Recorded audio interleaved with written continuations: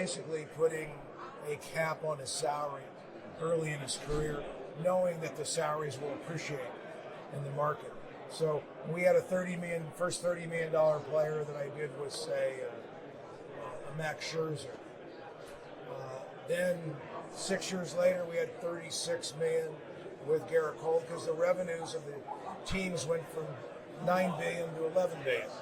And then you have Juan Soto is now in the 50s because the revenues went from $11 billion to $14 billion.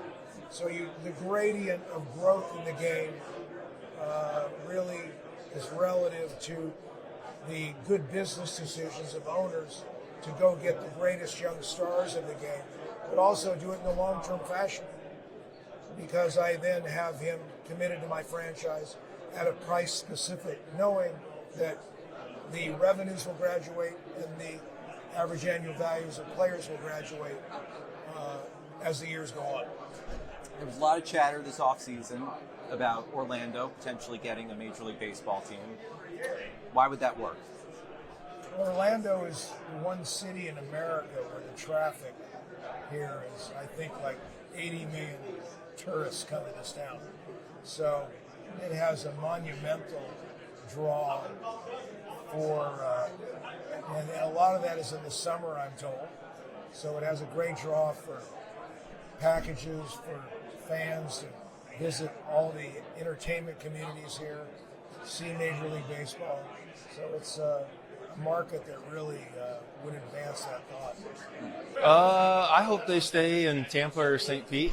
Very biased, but I think everyone in that region will agree as well, because there's a lot of baseball fans around there. I understand why a place like this would take a team, but I love the Rays, and I hope they stay close to my backyard for as long as possible. But that'll be interesting to see how that stadium and everything unfolds with them. But if they did an expansion team and called it something else, the Orlando Manatees or something, but I hope the Tampa Bay Rays are in that area for a long time. What was your experience like playing the majority of your career?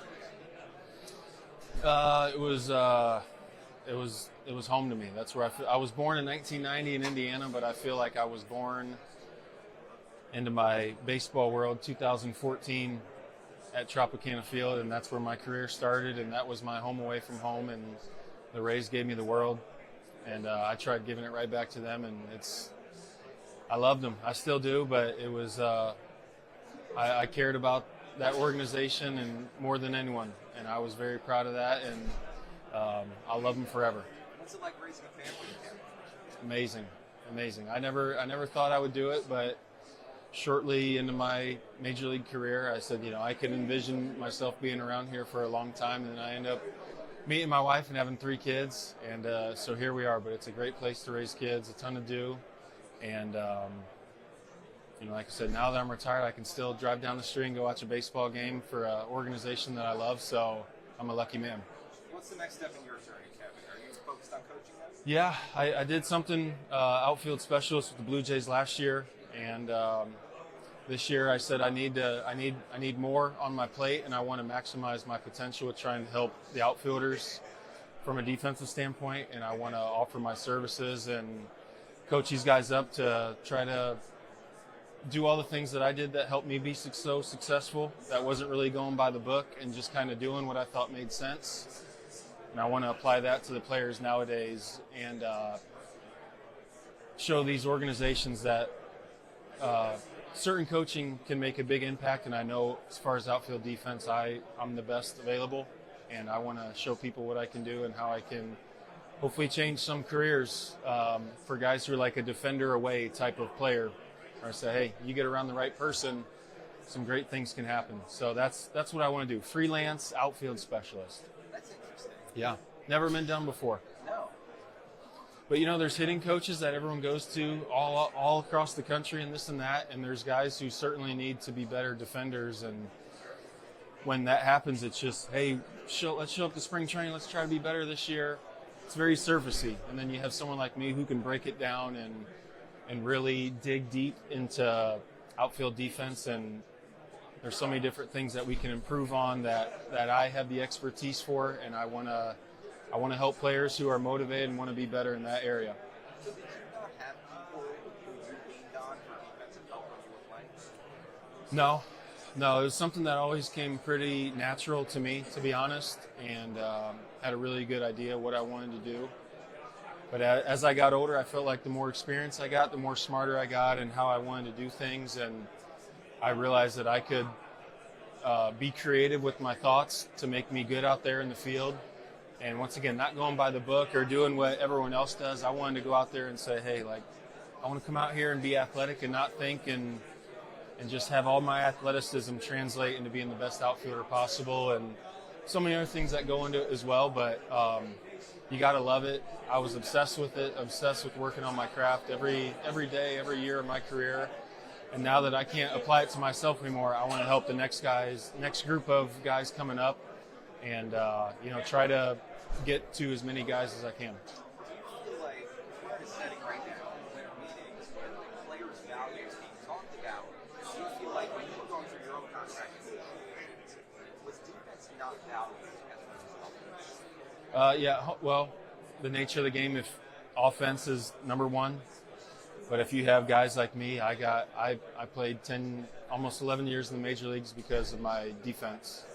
That helped me stay on the field, and it allowed me to get away with things with the bat. And there's other guys who hit 40, 50 homers who don't need to be the best defenders or certain things like that. So, yeah, if I wanted to get paid more, I probably should have hit more homers, but everything in my career worked out great, and I'm proud of what I accomplished. But once again, I developed an expertise with outfield defense, and it's what I know best, and I want to provide that to the next group.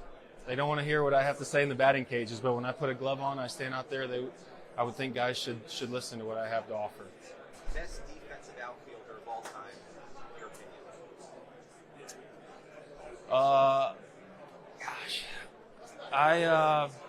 I'd say the last 10 years, I would like to be put in that combo. I know I wasn't the best player, but when you talk about defense and the numbers and what I did out there, I think it'll back it up for itself. But Willie Mays, I watched highlights of him. He was incredible. Andrew Jones is the first name that spoke to me, but Torrey Hunter was one of my favorites to watch. Jim Edmonds.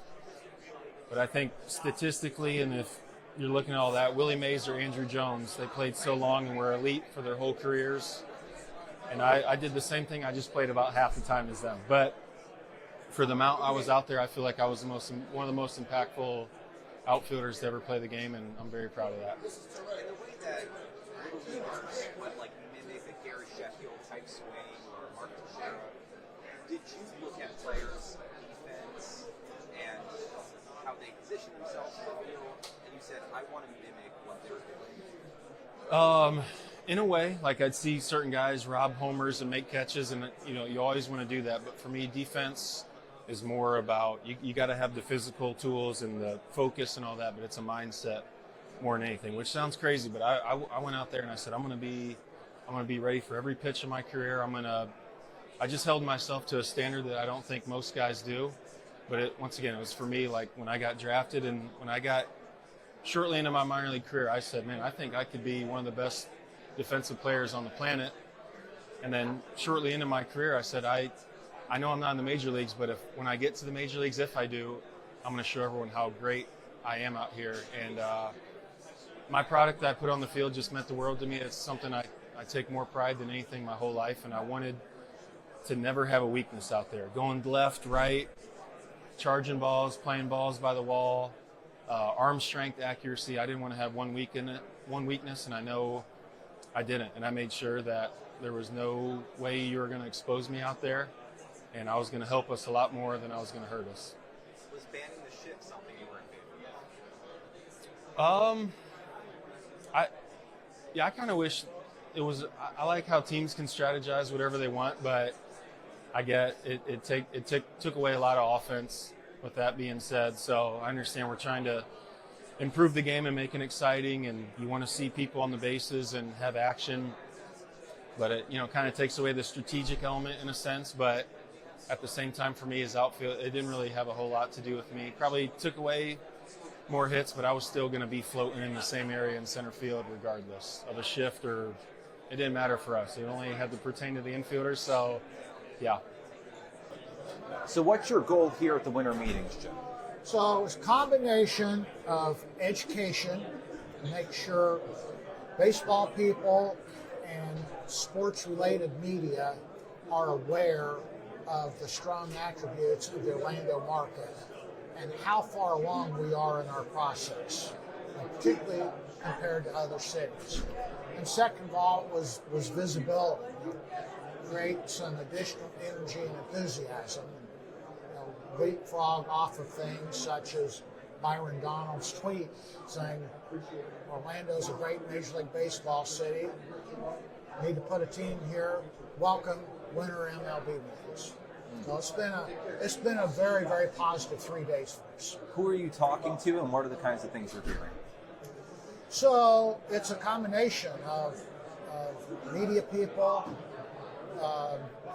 obviously people from Major League Baseball, from the different teams, tremendous number of additional groups here, vendors to baseball teams and so forth.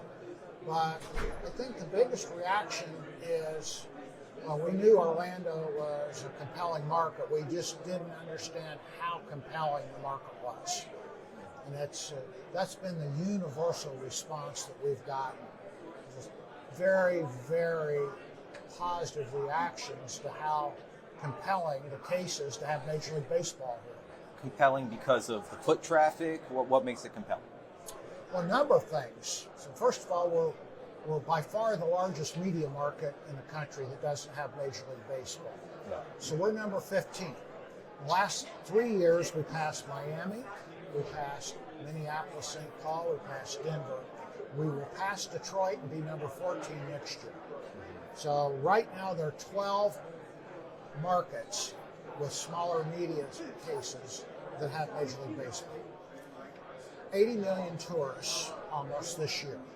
So if you look at other cities, we would have said, objectively trying to rank the competition, when we started this effort 6 years back, Pat Williams and I, we put Las Vegas as number 2. Las Vegas is the number 40 media market. They will get half the number of tourists this year that Orlando gets. But yet you look at how successful football and hockey have been there. So 10 years ago, they had no professional sports teams. So Raiders sell out every day. Hockey sells out. What's the explanation for that? You're overlapping a very significant tourism base on top of your core population. So compare us, for example, to Nashville and Raleigh. What we refer to as combined statistical area population, we're 4.7 million. They're half of that. So the case, when you start looking at these important driving factors of what's going to make baseball successful, we're tops in every category. How closely are you looking at the A's and their success in Vegas as maybe a barometer of what could potentially be in Orlando? Well, we think the closest surrogate would be Las Vegas. And so look, the leagues take a lot of things into account, in improving a new location for a sport.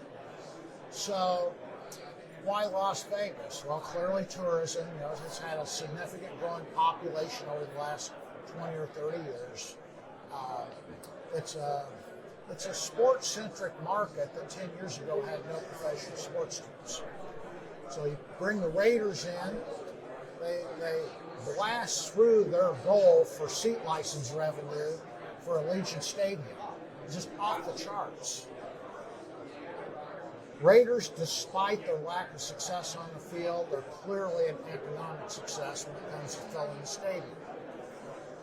Hockey's been the same way. Baseball will be successful there. We believe they're going to have an NBA franchise this decade. So there's a similar market size in terms of population, actually not quite as large. It's going to have all four of the primary sports. and Orlando has one of the four. Okay, that's an anomaly. We don't even have minor league baseball here. Every competing city for a team has AAA, with the exception of Portland, which also has minor league. So Central Florida is starved for professional baseball. That's why there's so much passion locally. On the scale of interest being more abstract versus support being more tangible, where is this right now? Well, I can tell you this. I mean, you're aware of the success we've had in arranging capital for a stadium and for team acquisition. And there's no shortage of interest. I've had people here, financial people pitching me. Do you need any more capital? Do you need financing for your stadium? Appreciate your interest. Please plan to stay in touch.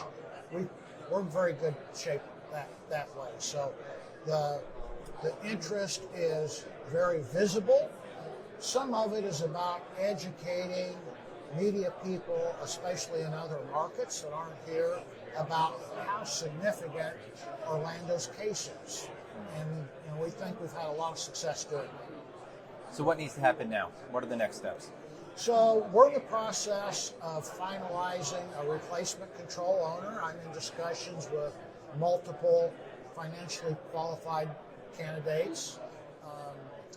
As with our entire process, we're going to be very deliberate and make sure we get the right person.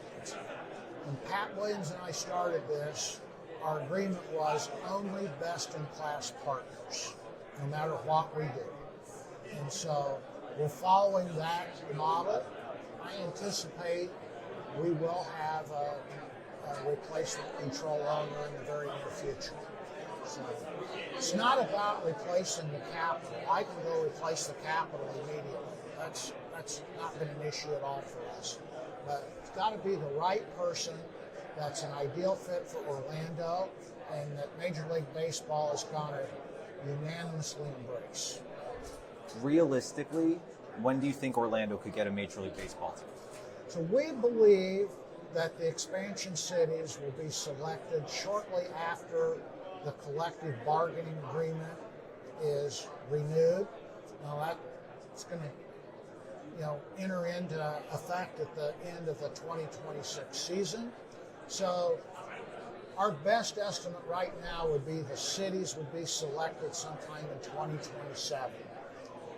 3 to 4 years to finance, design, and build a stadium. So we could see expansion teams starting play in their new facilities in 2030. 2029 would be a push. It would still theoretically be possible. And we think we have a big advantage there because we're very, very far along. We've got a stadium site, we've got a stadium design, we have stadium financing. So we think we can go much faster than other competing cities. What are those other cities in the conversation? Well, the ones you hear about in the West are Portland, Salt Lake City. You hear some rumblings about Sacramento. The A's are playing their temporarily. Austin occasionally gets mentioned. In the East, clearly Orlando's at the top of the pinnacle. You hear about Raleigh, you hear about Nashville. Some talk periodically about Charlotte. So nothing. We would never say anything disparaging about those cities. They're fine cities, but none of them come close to having the attributes, the factual attributes of the Orlando market. So you think, in all likelihood, Orlando landing a Major League Baseball team would come in the expansion. It wouldn't necessarily be, say, the Rays moving from Tampa to Orlando. It would be an addition in Florida, not a move. Great question. So we have multiple paths to getting a team. So we've got 2 expansion slots that are coming. You have teams up for sale. Periodically, the Padres are now for sale. Twins have been for sale. The Nationals were for sale. Not too far back. You look at other circumstances. Artie Marino had the Angels for sale at one point in the not too distant past. You have other teams with leases expiring. The Chicago White Sox have lease expiring into this decade. Now, I'm from Illinois. I'm very familiar with the budget in the state of Illinois. My brother was a budget director for 2 governors. I'm very familiar with city of Chicago budgets and finances. I sit on a board with the Chicago City Treasurer. I can tell you there's not public money available in Chicago or the state of Illinois for a new White Sox stadium. Whatever public money is available, priority-wise, probably goes to the Chicago Bears. So I think you've got teams like that with situations where they're going to have to solve the stadium problem coming up. You see kind of a competition right now between Kansas City and the state of Kansas with the Royals and the Chiefs. So we have multiple swings at the plate in terms of getting a team. That's why we're confident this decade Orlando will be awarded a franchise.